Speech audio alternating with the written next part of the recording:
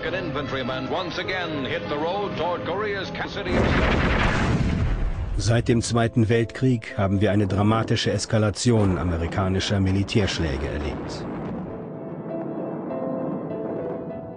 Entschieden und geplant wurden sie von einer kleinen politischen Elite in Washington, die meist von geopolitischen und wirtschaftlichen Interessen geleitet war. Diese wahren Hintergründe gelangten nur mit Hilfe von durchgesickerten Informationen an die Öffentlichkeit. Und das oft Jahre nachdem die Bomben gefallen und die überlebenden Soldaten nach Hause zurückgekehrt waren. Zu dem Zeitpunkt, als die Raketen abgeschossen und die Truppen ins Feld geschickt wurden, präsentierte man dem amerikanischen Volk bestenfalls Halbwahrheiten und verschwieg die wahren Gründe und Ausmaße der Militäraktionen. Immer wieder die gleiche Strategie. Manipulation statt Information. Propaganda statt Aufklärung.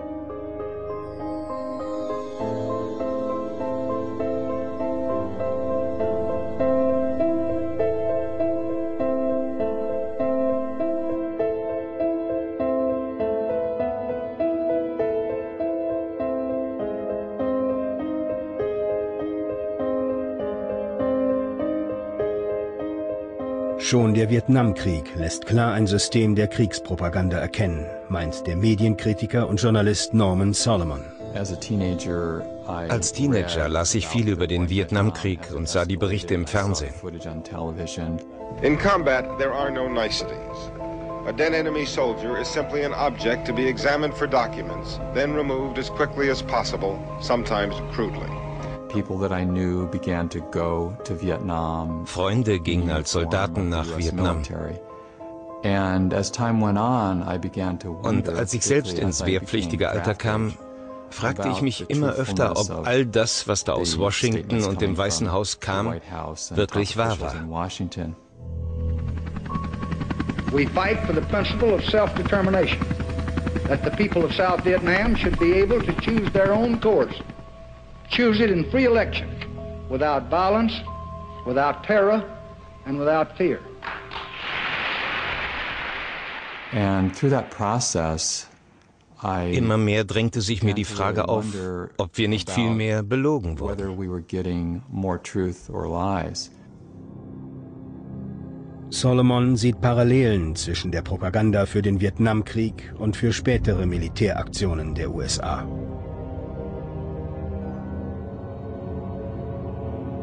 Während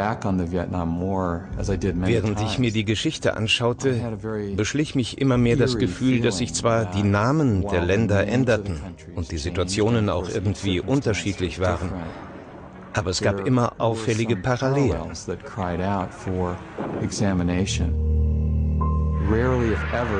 So gut wie nie fällt ein Krieg einfach so vom Himmel. Die Grundlage muss gelegt und der Fall konstruiert werden. Und oft werden wir dabei betrogen.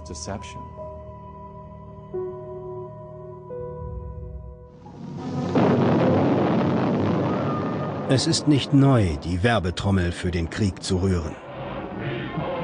That we are living in an era marked by the growth of socialism. Its basic godless philosophy. Lying. Dirty. Its goal of world conquest. Shrewd. Godless. Its insidious tactics. Murderous. Determined. And its cunning strategy. It's an international criminal conspiracy. Die gleiche Botschaft, teilweise mit denselben Methoden, wird auch heute vermittelt. States like these and their terrorist allies constitute an axis of evil, arming to threaten the peace of the world. These are barbaric people, servants of evil, the cult of evil. A monumental struggle of good versus evil. But good will prevail. Da haben wir den Vergleich mit Hitler. We're dealing with Hitler revisited. Bin Laden and his terrorist allies have made their intentions as clear as Lenin and Hitler before them. Es gibt keine Informationen, um die Bilder richtig einzuordnen. This mad dog of the Middle East, I find he's not only a barbarian, but he's flaky. the drug-related indicted dictator of Panama. Saddam Hussein is a homicidal dictator who is addicted to weapons of mass destruction. Aldous Huxley hat gesagt, es ist oft überzeugender, Dinge wegzulassen, als direkt zu lügen. Oft hat die US-Regierung den Diktatoren, die sie stürzen will, vorher selbst an die Macht geholfen. Erwähnt man das also nicht, ist es eine effektive Form der Propaganda. Diese Art der Propaganda, verstärkt durch Appelle, die Angst schüren, ist Teil eines größeren Vorkriegsmusters. Man suggeriert, die USA wird nur im äußersten Fall zur Gewalt greifen. We still seek no wider war. The United States does not start fights. America does not seek conflict. I don't like to use military force. Our nation enters this conflict reluctantly. Widerwillig und nur mit dem hehren Ziel, Freiheit und Demokratie für die ganze Welt. We want nothing for ourselves, only that the people of South Vietnam be allowed to guide their own country in their own way. Die demokratische Rhetorik soll die Leute überzeugen, dass manchmal auch unangenehme Dinge getan werden müssen. So muss man im Namen der Demokratie auch schon mal andere Länder bombardieren. The United States has been engaged in an effort to stop the advance of communism in Central America by doing what we do best, by supporting democracy. Je öfter es gesagt wird, desto richtiger scheint es. Our cause of liberty, our cause of freedom, our cause of compassion and understanding. People want democracy, peace, and the chance for a better life in dignity and freedom. We want to lift lives around the world, not take them. Es sind perfide Methoden. Sie sollen uns zu Tränen rühren. We must get the Kosovo refugees home safely. Minefields will have to be cleared. Homes destroyed by Serb forces will have to be rebuilt. Homeless people in need of food and medicine. Die Botschaft lautet, Amerika darf nicht so selbstsüchtig sein. Wir müssen anderen helfen. Am Ende schaffen sie es, das Bombardieren von Menschen wie ein Akt der Nächstenliebe aussehen zu lassen. Today our armed forces joined our NATO allies in airstrikes against Serbian forces responsible for the brutality in Kosovo. We are upholding our values, protecting our interests, and advancing the cause of peace. Belgrade's largest heating plant up in flames. But even as planes of the multinational forces attack Iraq, I prefer to think of peace, not war. Wenn meine Motive ehrenwert sind, dann ist es nicht so schlimm, dass ich Menschen töte. Ich habe ja einen triftigen Grund, sie umzubringen. America will stand with the allies of freedom to support democratic movements in the Middle East and beyond, with the ultimate goal of ending tyranny in our world. Und dann der moralisch unantastbare Präsident. Er sagt uns, dass alles getan wird, um Frieden möglich zu machen. Das ist die offizielle Version. And I am continuing and I am increasing the search for every possible path to peace. Egal ob Johnson, Nixon oder der heutige Präsident. Alle haben immer wieder betont, wie sehr sie den Frieden lieben und den Krieg hassen. We maintain our strength in order to deter and defend against aggression, to preserve freedom and peace. No one, friend or foe, should doubt our desire for peace. The United States wants peace. We seek peace. We strive for peace. Alle Präsidenten der letzten 50 Jahre haben uns erzählt, dass sie keinen Krieg wollen. I pledged in my campaign for the presidency to end the war in a way that we could win the peace. I still think we ought to take the rights off now. I think we let brown people get around about 200 people. Well, no, I'd rather see some nuclear bomb if you got that ready. And that, I think, would just be too much. The nuclear bomb, that would probably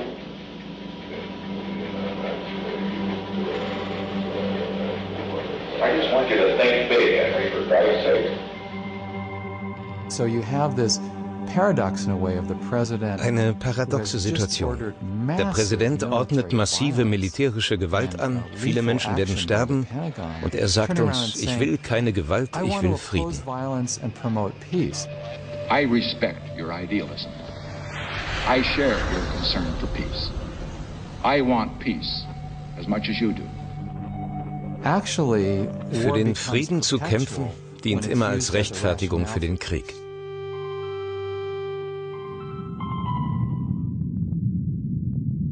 We cannot wait for the final proof, the smoking gun that could come in the form of a mushroom cloud.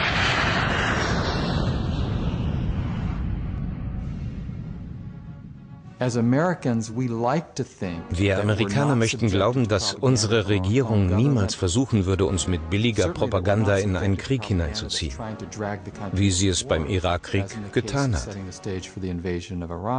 Saddam Hussein recently sought significant quantities of uranium from Africa. There is no doubt that Saddam Hussein now has weapons of mass destruction. Iraq and Al-Qaeda. Iraq and Al-Qaeda. Terrorism, cyber attacks, nuclear program, biological weapons, cruise missiles, ballistic missiles, chemical and biological weapons. Iraq has weapons of mass destruction. President Bush has said Iraq has weapons of mass destruction. Tony Blair has said Iraq has weapons of mass destruction. Donald Rumsfeld has said Iraq has weapons of mass destruction. Richard Butler has said they do. The United Nations has said they do. The experts have said they do.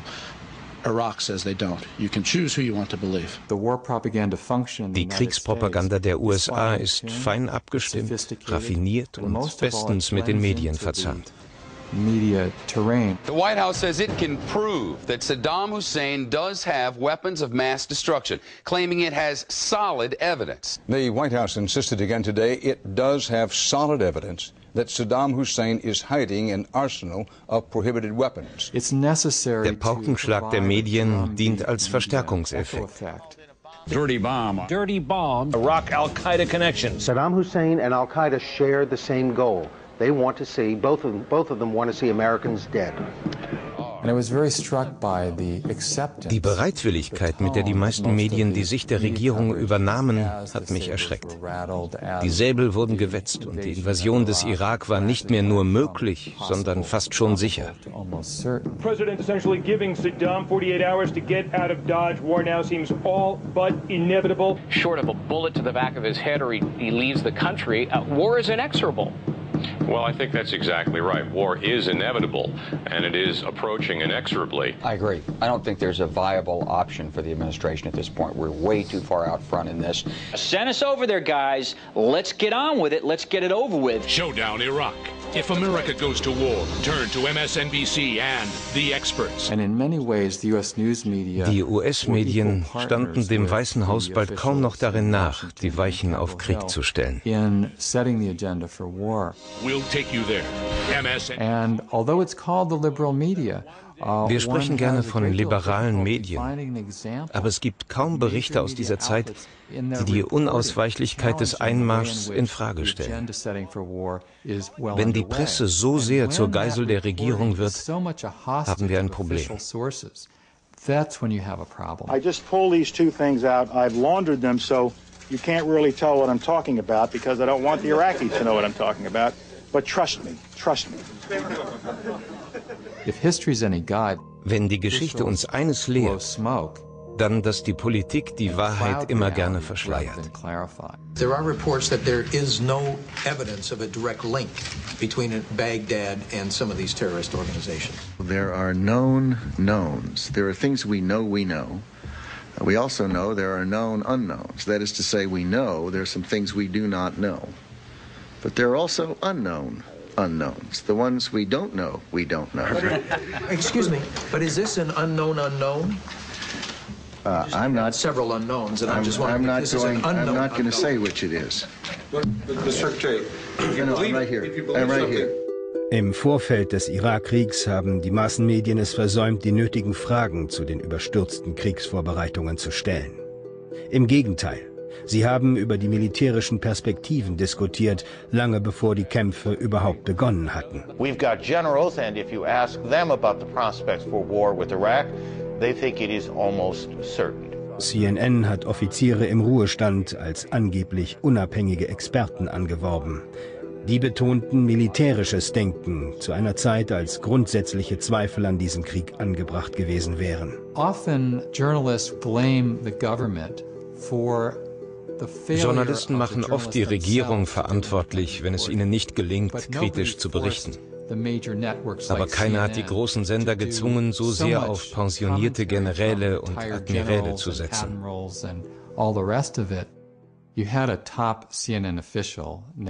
Ein CNN-Moderator gab allen Ernstes damit an, dass er mit einer Liste möglicher Militärkommentatoren ins Pentagon gegangen sei und die Zuständigen gefragt habe, ob sie seine Auswahl gut fänden.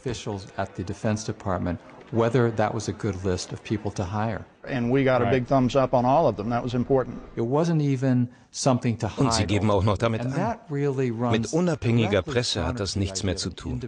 Es sieht so aus, als ob unsere Medien im Kriegsfall automatisch eine Vermeidungshaltung einnehmen, auch wenn der Krieg auf Lügen basiert.